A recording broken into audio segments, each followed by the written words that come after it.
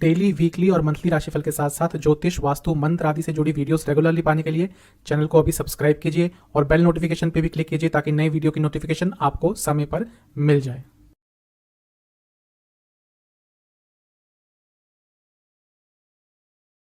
ओम गणेशाय नमः। ओम नमः शिवाय। मैं निखिल ज्योतिष आचार्य आप सभी का मेरे चैनल पे पुनः स्वागत करता हूं। आशा करता हूं आप सभी स्वस्थ होंगे। महादेव की कृपा आप सभी पर सदैव बनी रहे।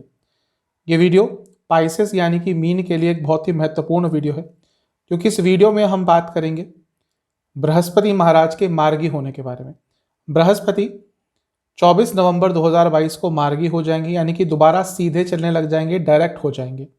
वक्री चल रहे थे, रेट्रोग्रेड चल रहे थे 29 जुलाई 2022 से, और अब लंबे समय के बाद दोबारा मार्गी हो जाएंगे। बृहस्पति क्योंकि बहुत महत्वपूर्ण ग्रह है, एक नैसर्गिक शुभ ग्रह है, नेचुरल बेनिफिक प्लैनेट है, कई चीज़ों का इनके पास कारकत्व है, 2 राशियों का स्वामित्व है, और आपके लिए तो बहुत महत्वपूर्ण हो ही जाते हैं, यानी कि मीन के लिए, क्योंकि लग्न के स्वामी है, राशि के स्वामी। तो जब भी इनकी अवस्था में परिवर्तन आता है, हर व्यक्ति के जीवन में बदलाव आता है, और आपके जीवन में तो ज़्यादा बदलाव आएगा। तो इस बदलाव पर ही हम चर्चा करेंगे इस वीडियो में। कहाँ से देखें राशिफल? लग्न और राशि से अलग अलग राशिफल नहीं बनते, आपके ऊपर है कहाँ से आप ऑब्जर्व करते हैं, कहाँ से अच्छे रिजल्ट मिलते हैं। मेरे हिसाब से अगर आपको लग्न अपना पता है तो लग्न से देखेंगे तो बहुत रिलेटेबल रिजल्ट मिलेंगे। सेकंड बेस्ट ऑप्शन आपका अपना चंद्र राशि ही होता है। वीडियो के अंत में उपाय भी बताऊंगा जिसके करने से कि जो अवस्था बदल रही है बृहस्पति महाराज की, उसमें आपको सकारात्मकता मिलेगी। शुरुआत करते हैं। आपके लग्न में ही स्थापित थे और अब लग्न में ही मार्गी हो रहे हैं। 10वें घर के स्वामी हैं, लग्न के स्वामी हैं। अब लग्न के स्वामी लग्न में राजयोग, 10वें के स्वामी लग्न में वो भी राजयोग, उसके साथ पंच महापुरुष योग। ये पहले भी बनाकर बैठे थे, लेकिन जब ग्रह वक्री हो जाता है तो अपने प्रभाव थोड़े देरी से देता है। तो हो सकता है पिछले कुछ समय में आपको लाभ तो मिल रहा होगा, लेकिन शायद उतना नहीं जितना आप डिजर्व करते हैं, तो वहाँ पे थोड़ा डिलेड हो रहा होगा। तो अब चीज़ें दोबारा एक नॉर्मल स्थिति में आएंगी, बल्कि इंटेंसिटी के साथ आएंगी, तेज़ी से बढ़ेंगी और आपको तेज़ी से लाभ प्राप्त होगा। सबसे अच्छा असर जो आपको देखने को मिलेगा वो आपको अपनी सेहत में देखने को मिलेगा। कारण क्या है? जब भी वक्री ग्रह लग्न में बैठता है तो सेहत बिगाड़ता है, और आपके तो लग्न के स्वामी ही थे। तो हो सकता है जुलाई से लेकर अब तक जो सेहत है वो थोड़ी खराब चल रही हो, वेट बढ़ गया हो, लेजीनेस हो गई हो, वीकनेस ओवरऑल आ रही हो आपको। तो इन सब चीज़ों में अब आपको सुधार देखने को मिलेगा। तो सबसे जो अच्छा इम्पैक्ट आपको मिलेगा देखने को वो आपके सेहत में ही होगा, और सेहत बहुत महत्वपूर्ण होती है। कई लोग पैसे के पीछे भागते भागते सेहत को भूल जाते हैं और बाद में पता चलता है कि ना सेहत रही ना पैसा। तो सेहत सुधरेगी तो बाकी सारी चीज़ें भी आप अचीव कर ही लेंगे। रुकावटें दूर होना शुरू होंगी, और क्योंकि लग्न के स्वामी खुद लग्न में बैठे हैं तो हर तरह की आपको कुछ ना कुछ सकारात्मकता देखने को मिलेगी। वो आपके करियर में हो, सेल्फ ग्रोथ हो। भाग्य के कारक हैं बृहस्पति, भाग्य के कारक होते हुए लग्न में बैठेंगे, यानी कि भाग्य में वृद्धि होगी, धन प्राप्त करेंगे, धन के भी कारक हैं। और क्योंकि धन स्थान में जाने के इच्छुक रहेंगे, अब कहाँ जाएंगे? अगले साल अप्रैल 2023 में धन स्थान में जाने वाले हैं। इंटेंसिटी बढ़ेगी, जैसा मैंने कहा, उनकी गति थोड़ी तेज होगी। कहाँ जाने के लिए? धन स्थान में जाने के लिए। यानी कि एक भूमिका सेट करेंगे कि अभी तो पैसे दे ही रहे हैं, आने वाले समय में और आपको पैसा देंगे, उसके लिए एक भूमिका सेट करना शुरू कर देंगे। तो ये भी बहुत अच्छा दिख रहा है, सकारात्मक दिख रहा है। काफ़ी क्रिएटिव रहेंगे आप, नए आइडियाज़ आएंगे और उन आइडियाज़ को आप इम्प्लीमेंट भी कर पाएंगे। मीन लग्न राशि के जातकों में आइडियाज़ बहुत आते ही हैं, क्रिएटिव लोग होते हैं, लेकिन कई बार उनको इम्प्लीमेंट नहीं कर पाते। ये जो 5 महीने का समय है, ये अपने आइडियाज़ को इम्प्लीमेंट भी कर पाएंगे। जीवन आपका तेज गति से अब आगे बढ़ना शुरू हो जाएगा। जो रुकी रुकी सी जिंदगी थी वो आगे बढ़ना शुरू हो जाएगी। 5वीं दृष्टि पंचम भाव पे। सबसे पहले संतान योग, संतान के कारक हैं, और जब पंचम को देखते हैं तो कहीं ना कहीं संतान योग बनाते ही हैं। तो संतान योग आपका बन रहा है। किसी क्रिएटिव फील्ड में काम करते हैं, बहुत अच्छा रहेगा।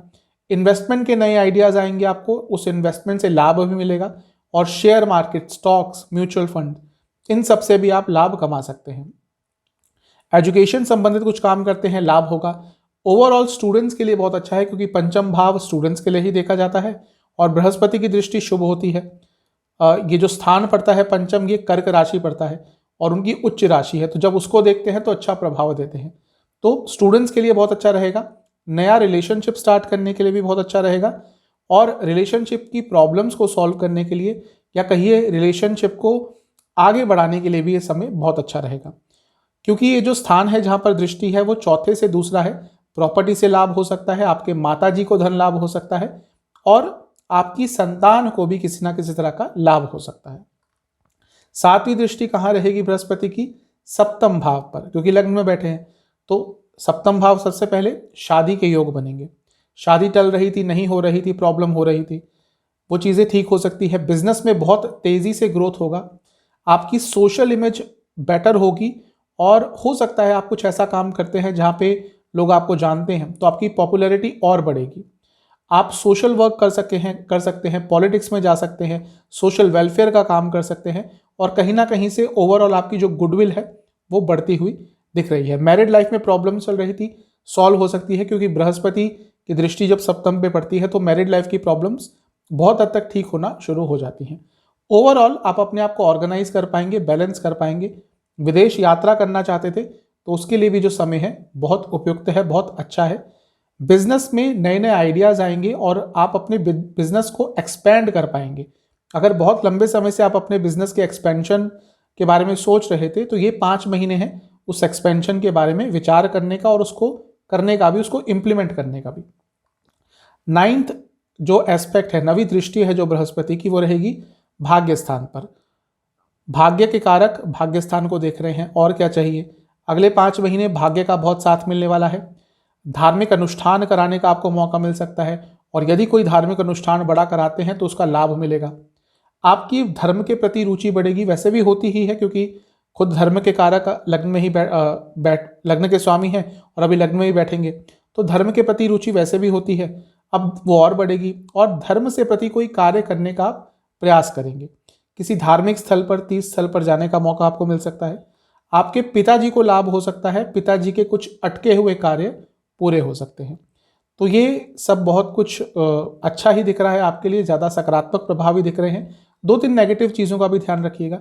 एक तो ओवर थिंकिंग बहुत होगी, बृहस्पति एक्सपेंशन के ग्रह हैं, अब लग्न में बैठे हैं तो जैसा मैंने कहा आइडियाज़ तो बहुत आएंगे, लेकिन कभी कभी ये बहुत सारे आइडियाज़ आ जाएंगे और उसमें क्या होता है, व्यक्ति कन्फ्यूज हो जाता है, थोड़ा ईगो बढ़ेगा। इसके साथ ही बहुत कुछ आप नया करने शुरू हो जाएंगे और वहाँ पे प्रॉब्लम हो सकती है। मल्टीटास्किंग कीजिएगा तो प्रॉब्लम होगी और हो सकता है आप अपनी सेहत को नज़रअंदाज करना शुरू कर दें। सेहत सुधरेगी लेकिन अगर उस पर ध्यान नहीं दिया तो भी प्रॉब्लम हो सकती है। तो इन सब चीज़ों का ध्यान रखना है। उपाय क्या करना है, आपको 4 बृहस्पतिवार चंदन के तेल से, थोड़े से चंदन के तेल से शिवलिंग का अभिषेक करना है। उसके बाद वहाँ बैठकर महामृत्युंजय का 108 बार जाप करना है और प्रथम बृहस्पतिवार को चावल, चीनी, चने की दाल और दक्षिणा ये अर्पण करके आनी है। ये कर लीजिएगा, आपके लिए सकारात्मकता में वृद्धि होगी। आशा करता हूँ ये वीडियो आपके काम आएगी। चैनल पे नए हैं सब्सक्राइब कीजिए, वीडियो को लाइक कीजिए। मिलता हूँ अगली वीडियो में, तब तक के लिए ओम नमः शिवाय।